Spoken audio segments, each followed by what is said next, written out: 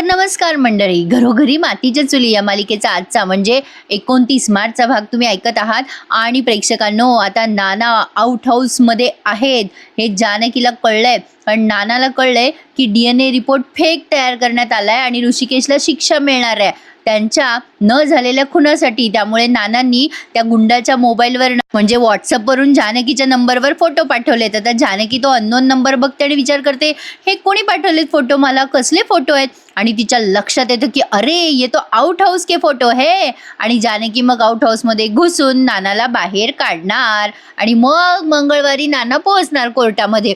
तर आजचा एपिसोड जरा चांगला दाखवला बरं का त्यांनी. उगाचच वाईट कशाला म्हणायचं, चांगल्याला चांगलंच म्हणतो की आपण. तर आजचा एपिसोड छान दाखवला त्यांनी. शरयू त्या सुमित्राबाईंना शिकवायला जाते की आई तू जानकीची बाजू घेऊ नको, आम्ही तुला एवढंच सांगतोय ग. मग आता या सुमित्राबाई संतापतात आणि म्हणतात, गप्प बसा ग तुम्ही, काय लावलंय, भांडणं भांडणं भांडणं, नुसते घरात भांडणं चालू आहेत, थोडीशी सुद्धा जीवाला शांतता नाहीये, कंटाळा आलाय मला. हे घर किती चांगलं होतं आधी, पंचक्रोशीमध्ये आपल्या घराचे दाखले दिले जायचे, शांततेसाठी एकोप्यासाठी सगळेजण आपल्या घराची उदाहरणं द्यायचे. शरयू मी तुला सांगून ठेवते, आता जर का पुन्हा भांडलीस ना तर याद राख. मला तर वाटतंय बाई नाना आले की त्यांचा हात धरावं आणि कुठेतरी लांब निघून जाऊ या घरापासून, म्हणजे नको ती भांडणं, असं म्हणून त्या निघून जातात. मग आता लगेच जानकीला वाईट वाटतं. जानकी म्हणते, शरयू वंश माझ्यावर विश्वास ठेवा, तुमचा भाऊ खुनी नाहीये, हे मी सिद्ध करणारच आहे आणि आपले नाना सुद्धा जिवंत आहेत हेही सिद्ध होईलच. फक्त आता माझं व्रत व्यवस्थित पार पडू द्या, मग बघा सगळं काही सुरळीत होईल. शरयूला काही जानकीवर विश्वास नाहीये आणि ऐश्वर्याला एक नवीन विषय मिळालाय टाइमपास करायला. तो म्हणजे असा की आता ती जानकीचं व्रत काहीही करून मोडणार आहे. आणि एवढं फनी दाखवलंय प्रेक्षकांनी तो सीन पुढचा बघा. आता हा पोलीस येतो ऋषिकेशकडे आणि ऋषिकेशला पुन्हा धमकवतो, बऱ्या बोलाने सगळं कबूल कर. ऋषिकेश म्हणतो, तुम्हाला एकदा सांगितलं ना मी माझ्या वडिलांचा खून केलेला नाहीये, पुन्हा पुन्हा तेच बोलायला कशाला येत आहे मला, मी खरं बोलतोय खोटं बोलतोय हे पोस्टमॉर्टम रिपोर्ट आल्यावर कळेलच. मग ते पोलीस म्हणतात, बरं त्याची मी वाट बघेन, रिपोर्ट जर खरा आला ना तर तुझी चांबडी सोलून काढेल मी, मग तू आहेस आणि मी आहेस. ऋषिकेशने अगदी प्रेमाने त्याला रिक्वेस्ट केली बरं का, पण तरी सुद्धा तो पोलीस त्याला खुन्नस देतो आणि निघून जातो तिथून, पुन्हा कुलूप लावून घेतो जेलला. आणि आता इकडे सौमित्र कोणाच तरी फोनवर बोलतो आणि म्हणतो, हो काम होऊन जाईल ना, बरं मी येतो. अवंतिका म्हणते, काय रे काय झालं. मग आता सौमित्र म्हणतो, आपल्याला आता परवानगी मिळाली आणि आपल्याला DNA रिपोर्ट उद्या मिळणार आहेत. मग आता अवंतिका म्हणते, म्हणजे आपल्याला परवा पेशी लावता येईल. मग सौमित्र म्हणतो, हो पण त्याआधी एक महत्त्वाचं काम करायचंय. हे बघ अवंतिका, हिअरिंग लागली म्हणल्यावरती आपल्या फॅमिली मेंबर्सला सगळ्यांना बोलवतील ते साक्ष देण्यासाठी, आणि शरयू आणि सारंग काय साक्ष देतील हे तू विचार करू शकतेस, त्यामुळे आपली केस वीक होऊ शकते. मग अवंतिका म्हणते, सारंग भाऊजी आणि ऐश्वर्या, अरे देवा, त्यांना कशाला कन्व्हिन्स करायला जायचं, ते थोडीच कन्व्हिन्स होणार आहेत. मग सौमित्र म्हणतो, अगं त्यांना नाही पण शरूताईला कन्व्हिन्स करू शकतो ना आपण, पण तिचंही जरा टेन्शनच झालंय मला. मग ही अवंतिका म्हणते, नको काळजी करूस, मी बोलते शरयूताईंशी. मग तेवढ्यात जानकी येते आणि म्हणते, अगं अवंतिका येऊ का. मग अवंतिका म्हणते, हो या ना वहिनी. मग आता तिच्या हातात डब्बा बघते ती अवंतिका आणि म्हणते, कुठे चाललायत का. मग जानकी म्हणते, मी पोलीस स्टेशनला चालले ऋषिकेशसाठी डब्बा घेऊन, त्यांनी काही खाल्लं नाही ग 2 दिवसापासून, मी येते जाऊन, तू थोडंसं लक्ष ठेव, आली की ओवी तिच्याकडे. सौमित्र म्हणतो, हो चल वहिनी, मी तुला रस्त्यात सोडून देतो, मला तिकडेच जायचंय. आणि अवंतिका, मी जे सांगितलं ते कर अवंतिका म्हणते, डोंट वरी सौमी, मी करेल. आता सौमित्र आणि जानकी पोलीस स्टेशनला गेल्या या ऐश्वर्याला सुगावा लागलाय की ही ऋषिकेशला डब्बा घेऊन जाते. आणि ऐश्वर्या लगेच ठरवते, ही कशी त्या ऋषिकेशला खाऊ घालते ना ते बघूच, आणि हिचं व्रतही तोडते. असं म्हणून तिने डायरेक्ट पोलीस स्टेशनला फोन केलाय बरं का, आणि सांगितलंय की ऋषिकेश रणदिवे यांच्या जीवाला धोका आहे. काही पण प्रेक्षकांना, म्हणजे ऐश्वर्या बोलते लागली तसंच होतं का सगळं, पोलीस काही चौकशी करत नाही वाटतं, कोण बोलतंय काय बोलतंय, असा कसा धोका आहे. म्हणून म्हणलं पुढचं सीन जरा फनी आहे. आता ही जानकी पोहोचली आहे पोलीस स्टेशनला, ऋषिकेश तिथून बघतोय जानकीला. आता त्या पोलिसांना म्हणते ती, मी जानकी रणदिवे, मी माझ्या मिस्टरांसाठी डबा घेऊन आले आहे. आता तो पोलीस म्हणतो, मॅडम तुम्हाला असा त्यांना डबा देता येणार नाहीये. जानकी म्हणते, अहो असं करू नका, 2-4 दिवसापासून त्यांनी काही खाल्लेलं नाहीये नीट, प्लीज त्यांना डबा देऊ द्या. मग आता ऐश्वर्या पण तिच्या मागे तिथे पोहोचली. किती ओव्हर वाटला हा सीन. फक्त एक सीन छान दाखवलाय त्यांनी सारंगचा, तो पुढे सांगतेच. तर बघा, जानकी खूप रिक्वेस्ट करते त्यांना, तेव्हा ते म्हणतात, हे बघा मॅडम, मला ना तुमच्या डब्यात काहीतरी गडबड दिसते. जानकी म्हणते, गडबड काय असणार आहे. ते पोलीस म्हणतात, हा डबा तुम्ही कुठून आणलाय, कारण तुमच्या या जेवणामुळे ऋषिकेश रणदिवे यांच्या जीवाला धोका असू शकतो. जानकी म्हणते, काहीतरीच काय, मी त्यांची बायको आहे, मी माझ्या हाताने हे अन्न शिजवून आणलंय, प्लीज मला त्यांना जेवू घालू द्या किंवा तुम्ही द्या हा डब्बा. मग ते पोलीस म्हणतात नाही नाही आम्ही अशी रिस्क घेऊ शकत नाही, तुम्ही मला हा डबा खाऊन दाखवा. जानकी रिक्वेस्ट करते, हे बघा माझं ना निर्जळी व्रत आहे, माझे सासरे सुखरूप घरी यावे आणि माझा नवरा यातनं सुटावा म्हणून मी व्रत करते आणि प्लीज तुम्ही मला माझं व्रत तोडायला लावू नका. त्यावरती आता ऋषिकेश म्हणतो, जानकी तुला कोणाचं काही ऐकायची गरज नाहीये, तू कशाला एवढं ऐकतेस या पोलिसांचं. आता तो पोलीस ऋषिकेशकडे बघतो आणि म्हणतो, हे बघा मॅडम आम्हाला काही प्रोटोकॉल फॉलो करावे लागतात, तुम्हाला हे करावंच लागेल. कशावरून तुम्ही या अन्नामध्ये विष नसेल मिसळलं. ते ही ऐश्वर्या तिकडनं ते बघते आणि हसते बरं का तिला. आता लगेच ते पोलीस म्हणतात, मॅडम प्लीज एकतर तुम्ही हा एक घास आम्हाला खाऊन दाखवा म्हणजे आम्हाला खात्री होईल की या अन्नामध्ये काही नाही आहे. शेवटी जानकी नाईलाज असतो, तिच्या नवऱ्यासाठीच एक घास खाते बिचारी आणि तिचं व्रत मोडतं. आणि बरोबर त्याच वेळेत ऐश्वर्याने जानकीची शूटिंग काढली आहे म्हणजे दाखवायला की ही खाते. बरं ठीक आहे प्रेक्षकांनो, इथपर्यंत ठीक आहे, पण बघणाऱ्यांना थोडंसं पाहिजे ना वरचा मजला, म्हणजे त्यांना समजलं पाहिजे ना. आता हिने त्या शरीरला शूटिंग पाठवली आहे, पोलीस स्टेशनमध्ये जानकी कशाला जेवल, एवढं तर कॉमन सेन्स पाहिजे ना की काहीतरी झालं असेल बा, काहीच्या काही दाखवलं असेल. मग ते पोलीस म्हणतात, बरं ठीक आहे मॅडम आता हा डब्बा तुमच्या नवऱ्याला आम्ही देऊ शकतो. मग आता त्या कॉन्स्टेबलच्या हाताने तो डब्बा पोहोचवण्यात येतो. मग जानकी त्याचे आभार मानते आणि निघते तिथून. पण निघता निघता ऐश्वर्या तिच्याशी डोकं लावतेच. पण आता अवंतिकाने सौमित्रीनं सांगितलेलं काम अगदी चोख केलंय, छान बोलते ही अवंतिका. आता ते शरीर जवळ बसते, ती तिला कॉफी वगैरे देते आणि काहीतरी असं गोड गोड बोलून आधी तिला जरा म्हणजे बोलतं करत असते. किती शांत वाटते ना ताई. मग शरीर कुचकं बोलते, अगं घरात सुतक असलं की शांतच असतं घर. अवंतिका म्हणते, अहो काय ना ताई, मला काही भाऊ वगैरे नाहीये, सिबलिंग्स नाहीयेत, म्हणजे मला त्याचा अनुभव नाहीये, पण या घरात ना सौमी मला नेहमी सांगायचं की तुम्ही सगळे खूप प्रेमाने आनंदाने राहायचे, तुमचं आणि ऋषिकेश दादाचं खूप बॉन्डिंग असायचं ना, म्हणजे सारंग आणि तुम्ही दोघं जण भांडायला लागले की ऋषिकेश दादा तुमचीच बाजू घ्यायचे, मला सगळं सांगितलंय सौमीने. आता पुढे अवंतिका काही बोलणार तेवढा शरीर म्हणते, कशाला मला आठवून देते का सगळं, मला काही आठवत नाही आता. आता ही अवंतिका म्हणते, असं नका बोलू हो ताई. मग आता ही शरीर म्हणते, का नको आठवू, का नको बोलू, अगं त्या ऋषिकेशने खून केलाय माझ्या बापाचा आणि तू म्हणतेस की मी बोलू नकोस काही. त्यावर अवंतिका म्हणते, असं नको बोलूस ग ताई, ऋषिकेश दादा खुनी नाहीयेत. अगं मी तुला विचारलं, नाना नसण्याचा पुरावा दाखवतो, तो आहे का तुझ्याकडे. शरयू म्हणते, अगं तुझी वकिली माझ्याकडे नको चालूस, त्या पांडुरंग तलावाजवळ बॉडी सापडली ना ती नानांचीच आहे आणि तो पुरावा आहे. आता हे नको म्हणूस की डेड बॉडी नानांची नाहीये. मग अवंतिका म्हणते, हे बघा शरयूताई, मी आता तुम्हाला काही सांगणार नाहीये कारण या प्रश्नांची उत्तरं हळूहळू मिळतीलच, पण मोठा पुरावा हा विश्वास आहे. मग शरयू म्हणते, हो तो तर आहेच, पण तोपर्यंत मी ऋषिकेशला का गुन्हेगार समजू नको, त्याचेच ठसे होते ना त्या वेपनवर. मग आता अवंतिका म्हणते, अगं शरयूताई, माझा आणि सौमीचा का असा विश्वास बसत नाहीये सांग बरं, अरे कोणीतरी वापर केला असेल ना दादांच्या ठशाचा. मग शरयू म्हणते, आता कशी आली मुद्द्यावर, मग सांग ना खरं काय आहे. अवंतिका म्हणते, तेच तर शोधतोय ना आम्ही, ऋषिकेश दादाला मुद्दाम फसवण्यासाठी अडकवण्यासाठी करण्यात येते हे सगळं, खरं काय कारण आपल्याला शोधायचं आहे ना शरयूताई. आम्ही ही केस लढतोय ते फक्त विश्वासाच्या धाग्यावर, विश्वास हा कधीही तुटला जात नसतो. मग शरयू म्हणते, काय असतो ग एवढा विश्वास करते तर तू. आता ही अवंतिका म्हणते, विश्वास हा माणसांच्या नात्यावर अवलंबून असतो ग, विश्वास हा माणसांना माणसाशी जोडून ठेवत असतो शरयूताई. अवंतिका लहान असून सुद्धा खूप छान समजवते या शरयूला. ती म्हणते, हे बघ शरयूताई, विश्वासावरती सगळं जग चालू शकतं ग, अगं माणसांना जोडणारा एक दुवा असतो, म्हणूनच संशय आणि गैरसमज या भावनांना विश्वासाची भीती वाटत असते. त्यांना माहित असतं ग विश्वासात खूप ताकद आहे. मला सांग शरयूताई, येणाऱ्या जाणाऱ्यांवर आपण विश्वास ठेवतो का ग, रस्त्यातल्या माणसांवर नाही ना, घरातल्या माणसांवरच विश्वास ठेवतो ना आपण. आणि म्हणूनच आपलं माणूस हे असलं की त्या पाठोपाठ विश्वास येतोच. आपल्या माणसाशी आपलं नातं असतं शरयूताई, आणि ते विश्वासाचंच नातं असतं. त्यावरती शरयू म्हणते, बस कर ग विश्वासाचं प्रवचन, काय कॉफी घेऊन आली ज्ञान पाजळत बसलीस, जा आता इथून. आता ही अवंतिका म्हणते, हे बघ शरयूताई, मी कायद्याचा अभ्यास केलाय, म्हणूनच म्हटलं जातं की 100 गुन्हेगार सुटले तरी चालतील पण एक निर्दोषाला शिक्षा झाली नाही पाहिजे. आणि त्यात तर ऋषिकेश दादा निर्दोष असतील तर नाहीच नाही. माझा विश्वास आहे ऋषिकेश दादा असं करणार नाही, आणि तूही तुझ्या मनाचं ऐक, त्या ऐश्वर्याचं ऐकू नकोस. तुला जेव्हा कोर्टामध्ये साक्ष द्यायला बोलवतील ना तेव्हा तुझ्या मनात जे आहे, तुझ्या नातेसंबंधात जे काही आहे तुझ्या आणि दादाच्या, ते बोल तू तिथे.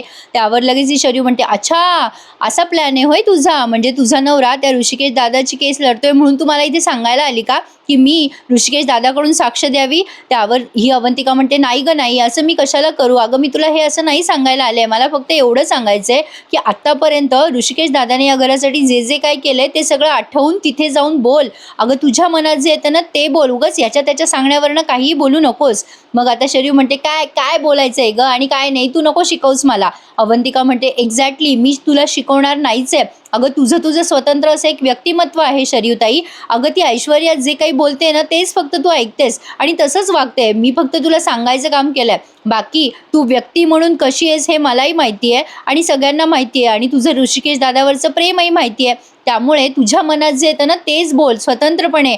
बाकी त्या ऐश्वर्याचं बोलू नकोस. ऐक माझं शरीरताई. तुझ्या मनातलं खरं काय ते बोल. बाकी तुझी मर्जी. छान बोलली ना अवंतिका. मी तुम्हाला छान डिटेलच सांगितलंय बरं का. मला खूप आवडलं अवंतिकाचं बोलणं. तर इथून पुढचा जो सीन आहे तो पण भारी दाखवलाय त्यांनी आज. तर आता ही जानकी जेलच्या बाहेर येते तेव्हा तिच्या लक्षात येतं की हा आगाऊपणा करणारी दुसरी तिसरी कोणी नसून ऐश्वर्या आहे. कारण जिथे ऐश्वर्या आहे तिथे जानकीच्या सुखाला ग्रहण लागतं असं जानकी त्या ऐश्वर्याला आता बोलते. वाटलंच मला की तूच असशील या सगळ्यांच्या पलीकडे. काय ग ऐश्वर्या, माझ्या नवऱ्यासाठी मी साधा जेवणाचा डब्बा घेऊन आले होते पण त्यातही तुला काही कुरापत काढता येईल का हे तू बरोबर बघितलंस ना. काय ग ऐश्वर्या, साध्या साध्या आणि छोट्या छोट्या गोष्टींचा पण आनंद घेऊ देत नाहीस ना तू. नाही, जिथे जिथे जानकीच्या सुखाला ग्रहण लागतं तिथे तिथे ऐश्वर्या असतेच. नाही, असलीच पाहिजे. मग ऐश्वर्या तिला धमकवते आणि म्हणते बरोबर बोललीस जानकी. जानकी, तुझ्या सुखाच्या चंद्राला लागलेलं ग्रहण आहे ग मी. त्यावर जानकी म्हणते तुला ना माझ्या छोट्या छोट्या आनंदाला विश्वासाला मारायचा आनंद होतो ना. किती वेळ खरचते ग माझ्यावर तू ऐश्वर्या. ऐश्वर्या म्हणते नाही नाही, जास्ती तसा वेळ लागला नाही ग जानकी. जेव्हा तू ऋषिकेशला डब्बा आणणार होती ना तेव्हा मी जरा विचार केला. काय करू डब्यात विष कालवू का म्हणजे तुझा ऋषिकेश डब्बा खाल्ल्यावर तडफडत तडफडत मरल. मग तुझ्यावर सुद्धा आईंसारखा परिणाम होईल. पण नंतर मी विचार केला ग, जी मजा जिवंत ठेवून मारण्यात आहे ना ती मजा मारण्यात नाहीये ग. अगं तुझ्या नजरेसमोर तो ऋषिकेश संपण्यापेक्षा तू त्याच्या नजरेसमोर कणाकणाने संपली ना त्यात जास्ती मजा येईल ना. सो आता सांग तू कसं वाचवशील तुझ्या नवऱ्याला. मग आता जानकी म्हणते आली का तुला मज्जा. ऐश्वर्या म्हणते हो खूप मज्जा आली ग जानकी. पण राऊंड राऊंड मला ना एका गोष्टीचा विचार येतो. नाही म्हणजे माझ्या मनात प्रश्न आलाय की तू तुझ्या नवऱ्याच्या आयुष्यासाठी सुखासाठी जे व्रत केलं ते तोडलंस ग तू. नाही म्हणजे आता काय होणार ग जानकी. आता तू तुझ्या नवऱ्याला कसं सोडवणार. आता प्रेक्षकांनो खरं तर ऐश्वर्या असं बोलत असते तेव्हा जानकी एवढी स्मार्ट आहे तिने ऐश्वर्याचं बोलणं रेकॉर्ड करायला पाहिजे ना. काही आपलं इथल्या इथेच सगळी मालिका संपून जाईल. असो पण आता लगेच ही जानकी म्हणते हे काय आहे बघ बरं. मग आता ऐश्वर्या म्हणते वट रब्बेश हे मंगळसूत्र आहे एवढं तर कळतंच मला. मग जानकी म्हणते अगं हे नुसतं मंगळसूत्र नाही आहे ऐश्वर्या, हे पवित्र बंधन आहे ज्याची तू कधीच कदर केलेली नाहीयेस, ज्याचा तू आदर करतच नाहीस. हा तो काळा धागा आहे. हे काळे मणी ज्याला आपण सौभाग्यमणी म्हणतो ना. अगं आपलं सौभाग्य आपण प्रेमाने आणि आनंदाने जपत असतो. आपलं सौभाग्य प्रेमाने आदराने जपणं हे पण एक व्रतच आहे. अगं माझं व्रत मोडू दे ग पण माझं सौभाग्याचं व्रत मात्र पूर्ण झालंय. अगं प्रत्येक बायकोला असं वाटत असतं की आपला नवरा उपाशी राहू नये. अगं माझा नवरा जेवला तर माझं व्रत पूर्णच झालं ग. तुझ्या दृष्टीने माझं निर्जळी व्रत मोडलं असेल पण माझ्या दृष्टीने माझा नवरा जेवला यातच माझं समाधान आहे. माझ्या नवऱ्याच्या पोटात 2 घास गेले हे माझ्यासाठी फार मोठं आहे. पण जी बाई स्वतःच्या नवऱ्याला अख्ख्या गावासमोर फरफटत नेते त्या बाईला काय कळणार हे सगळं. आता जानकीने टॉन्ट मारलाय ऐश्वर्याला. ऐश्वर्या तुला तोवर कळणार नाहीये जोवर तुला या मंगळसूत्राची किंमत कळणार नाहीये. तुला जे समजायचं ते समज ग, मला काही फरक पडत नाही. पण आज तू माझं निर्जळी व्रत तोडलं असशील पण तरी सुद्धा मी माझ्या सौभाग्याच्या व्रतामध्ये जिंकले. अगं आज माझ्या नवऱ्याला पोलीस स्टेशनमध्ये घरचं जेवण मिळालंय. आता लवकरच ते घरात बसून जेवतील. लक्षात ठेव ऐश्वर्या. जानकीने पुन्हा हिला धमकवलंय. पण आता हे सगळं करत असताना सारंग बुवानी ऐकलं ना आणि ते पटलं बुवा त्यांना. म्हणजे जानकी जे जे बोलली ते सारंगच्या मस्तिष्कमध्ये घुमलंय. आता त्याला समजलं की ऐश्वर्या आपल्याला मान देत नाही, किंमत देत नाही आणि त्याने ते तिला ऐकवून पण दाखवलंय. आता बघा पुढच्या सीनमध्ये ते सगळं. जानकी आता ऐश्वर्याला असं बोलते आणि निघून जाते. पण सारंगने ऐश्वर्याला तिथे पाहिलंय आणि सगळा प्रकार पाहिलाय. त्यामुळे ऐश्वर्याला या गोष्टीचा जाब सारंगने विचारलाय बरं का. सारंगची फायनली ट्यूबलाईट पेटली आहे. पण आता जानकी जाते त्या जेलच्या बाहेर तेव्हा ती विचार करते मी माझ्या नवऱ्यासाठी आज हे व्रत तोडलं पण मी हे व्रत तोडल्यामुळे काही अनिष्ट तर होणार नाही ना. मला त्या जोगतिनीला भेटलं पाहिजे, तिला विचारलं पाहिजे की यावर मी उपाय काय करू. आता ज्याच्या त्याच्या श्रद्धेचा भाग आहे हा. त्यामुळे जानकी विचार करते बिचारी की त्या जोगतिणीला गावात शोधूयात आणि यावर उपाय विचारूयात. म्हणून ती गावात सगळीकडे विचारते जोगतिणीबद्दल पण कोणी तिला काहीच सांगत नाही. कारण कोणालाच माहीत नसतं की अशी कोणी जोगतीण आपल्या गावात आहे का वगैरे. जानकी खूप विचारपूस करते पण तिला कोणी काही दिसतच नाही कुठे. तर असो आता हा तो सीन बरं का जो खूप छान दाखवलाय आजचा.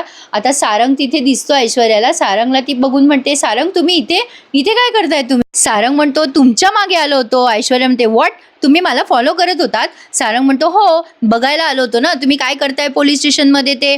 आता ऐश्वर्या म्हणते अहो काय करते म्हणजे काय, अहो त्या ऋषिकेश आणि जानकीवर लक्ष ठेवायला आले होते मी इथे.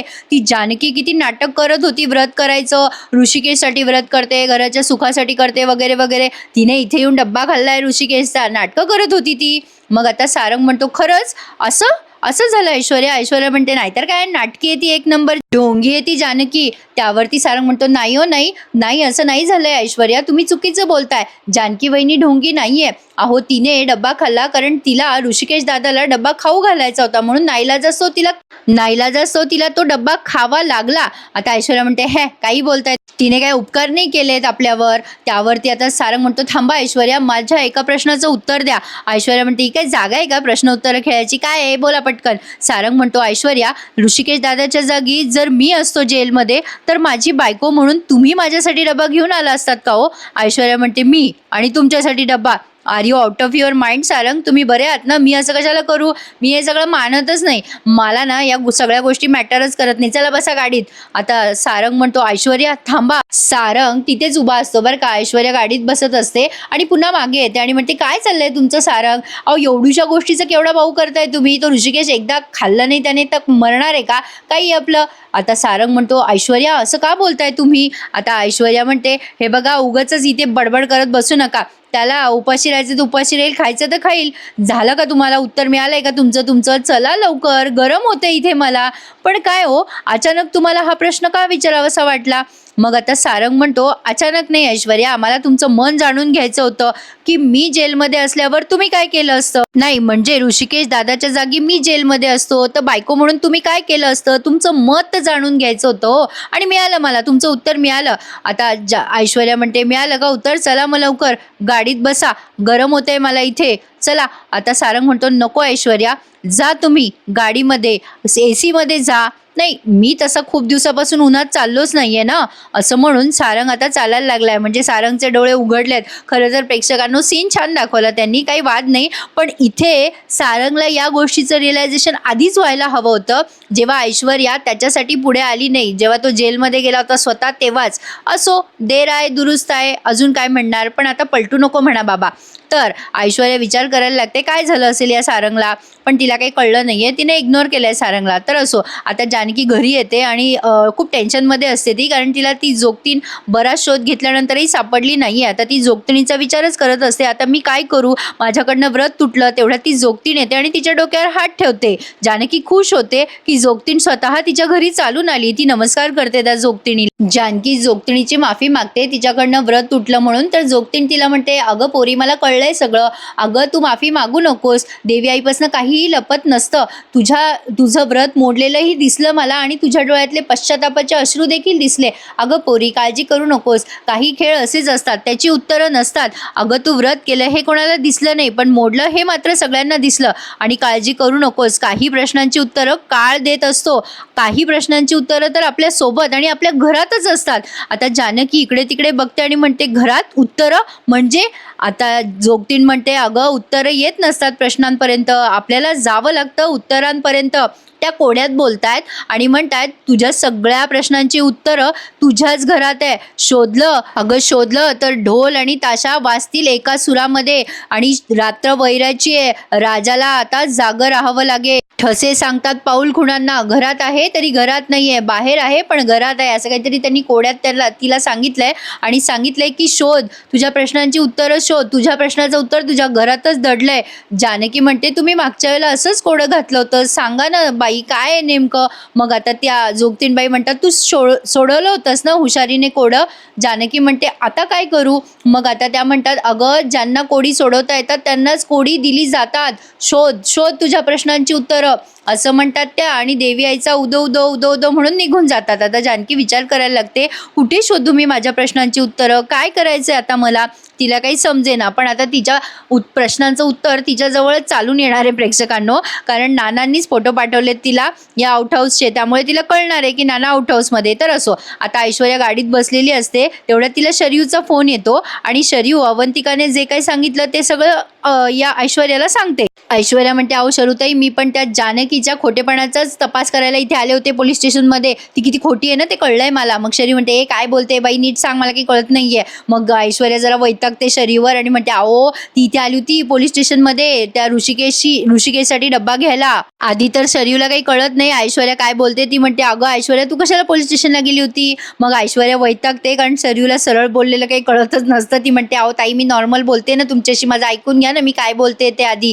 मग ती शरी म्हणते, "हां हां, बोल बोल." मग ऐश्वर्या सांगते की अहो ती जानकी इथे नाटकं करायला आली होती, ती डब्बा घेऊन इथे आली आणि इथे निर्जळी व्रत तोडलं तिने. आता हे सगळं शरीला तिनं बडवून चढवून सांगितलंय, जे शरीच्या डोक्यात घुसलेलं नाहीये. शरीव सारंगची पक्की बहीण आहे यावरून आपल्याला लक्षात येतं, ती गोष्ट वेगळी. शरीव म्हणते, "अरे बापरे, तिचं व्रत चालू असताना जेवली ती?" मग आता ऐश्वर्या म्हणते, "हो मला कळतंय शरीव ताई, आपलं घर सध्या पुराव्यावर चालतंय, पण काय ना जानकी कुठे जाते काय करते त्याचा मला काही गरज नाहीये त्याची आणि इंटरेस्ट पण नाही मला तिच्यामध्ये, पण आपल्या आईचा विश्वास मोडते ना ती, म्हणून मला सहन नाही झालं, म्हणून मी तिच्या मागे आले आणि म्हणून मी पुरावा आणलाय. मी तुम्हाला पाठवते तो पुरावा." मग आता लगेच शरीव म्हणते, "अगं बरं झालं तू पाठवतीयस हे सगळं, मी आईला दाखवेल आता." मग ऐश्वर्या म्हणते, "बघा बघा पुढे काय करायचं ते तुम्ही ठरवा, मी तुम्हाला व्हिडिओ क्लिप पाठवते. माझे जरा कामं आहेत 2-4 बाहेर, ते करून मी येते." मग आता तुमचा विश्वास बसलाय ना माझ्यावर की जानकी कशी येते. मग आता शरीव म्हणते, "हं पाठव, मला व्हिडिओ पाठव." मग ऐश्वर्या म्हणते, "बरं बरं पाठवते शरीव ताई." आता असं म्हणून तिने फोन ठेवलाय आणि तो व्हिडिओ पाठवलाय. आणि आता शरीवला अवंतिकाचं बोलणं आठवतं की अवंतिका जे काही बोलतीये ते ऐकू की ऐश्वर्याचं ऐकू, पण तरी सुद्धा तिला ऐश्वर्याचंच बोलणं पटलेलं आहे प्रेक्षकांनो. पण आता सारंग कदाचित तिचं मन डायव्हर्ट करेल असं दिसतंय खरे, पण आता बघूयात पुढे काय काय घडतंय ते. तर प्रेक्षकांनो आजचा एपिसोड इथेच संपलाय बरं का. आता उद्याच्या भागामध्ये आपल्याला दिसणार आहे की जानकी काहीतरी काम करत असते तेव्हा तिला फोटो येतात नानांनी पाठवलेले. गुंडांनी सांगितलंय की आम्ही DNA रिपोर्ट मॅनेज केला, आता तुझ्या पोराला तुझ्याच खुनाच्या आरोपाखाली शिक्षा होणार. आणि ते पोलीस पण ऋषिकेशला ओरडतात. ते DNA रिपोर्ट आले आणि ते DNA रिपोर्टमध्ये नानाचीच डेड बॉडी हे सिद्ध झालंय. आता पुढे काय काय गोंधळ कोणास ठाऊक बाबा, सांगताना पण कन्फ्युजन होतंय मला. असो, तर आता जानकीला कळलंय, त्यामुळे जानकी आता आउट हाऊसमध्ये घुसणार, नानांना बाहेर काढणार आणि मंगळवारी कोर्टात पोहोचवणार. तर आता बघूयात मंगळवारी काय काय घडते. आणि प्रेक्षकांनो उद्या जर नाही जमलं तर उद्याचा एपिसोड मी देणार नाही. उद्या नवीन वर्षाचा सण आहे, तसं जमलं ना तर संध्याकाळी देईल मी या मालिकेचा रिव्ह्यू, पण नाही जमलं तर प्लीज समजून घ्या मला. उद्या 2च मालिकांचा मी रिव्ह्यू देणार आहे, खूप वेळ जातो ना मग प्रेक्षकांनो. तर बघूयात आता पुढे काय काय घडतंय. तर तुम्हाला गुढीपाडव्याच्या आधीच इन ॲडव्हान्स शुभेच्छा देऊन ठेवते. आजचा भाग असा होता, तुम्हाला कसा वाटला मला नक्की कळवा प्रेक्षकांनो, आणि चॅनलला सबस्क्राईब करायला विसरू नका. भेटूयात, धन्यवाद.